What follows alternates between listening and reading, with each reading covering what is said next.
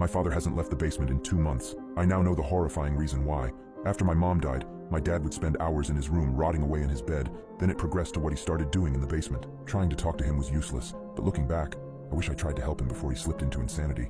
The first time I saw my dad slip down into the basement was when he was carrying a notebook and a mannequin. I tried questioning him about it, but the only response I received was a half mumble before he shut the door behind him.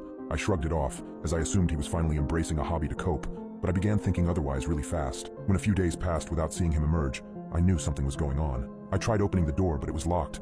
No matter how much I knocked or even called his cell, he completely ignored me. Eventually, my brain started making assumptions about what was really going on down there. About a month into him being isolated, I started to wake up to him screaming as if he were being tortured long into the night. I knew at that point that he was completely losing his mind.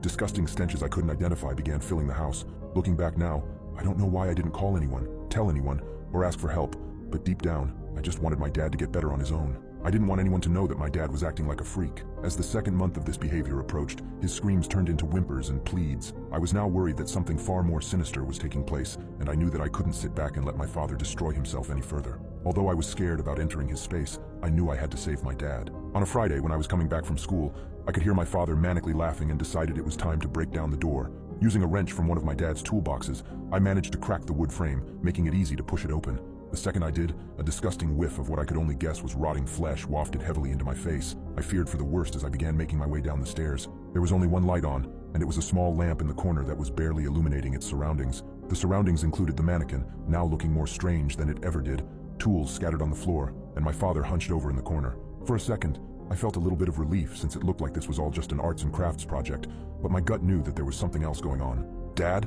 I finally said it after the longest few seconds of my life. My father began to slowly turn his body towards me, or at least what was left of it. Several bandages wrapped my father's limbs. Parts that hadn't been covered yet revealed deep wounds where his skin had been removed. My father's screaming during the night has now started to make sense. Not paying attention to my own body, my foot missed the next step on the staircase, and I tumbled down onto the basement floor. Immediately, I pushed myself up against the wall, doing my best to keep my distance from my dad. "Dad, what have you done?" My dad grinned wide to reveal that not only did he have missing patches of skin, but he also had missing teeth. I stared past him and back at the mannequin and quickly realized where my dad's skin and teeth had gone. He was attaching them to the mannequin. "She doesn't have to be dead." My father's voice was hoarse and rough. "Using my own skin, there's enough to share. There's enough for your mom. She doesn't have to be gone." The stench was now causing my stomach to stir, and I had to concentrate to not throw up. "No, Dad, she's gone. You have to let her go. You have to move on." My dad's smile faded. "That's what you think. That's what you want, isn't it?" My dad began standing up, pieces of flesh dripping off of him as he did. I could now see his body in full, looking like a half-decayed skeleton. "You came just in time, daughter. I'm running out of flesh for your mother.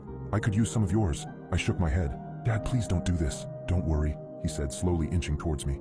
I don't know why I couldn't move, but it was as if my muscles were too frightened to listen to me. "This only hurts for a second," he said, raising a cheese wire slicer to my face. "The pain is no worse than the loss in our hearts already."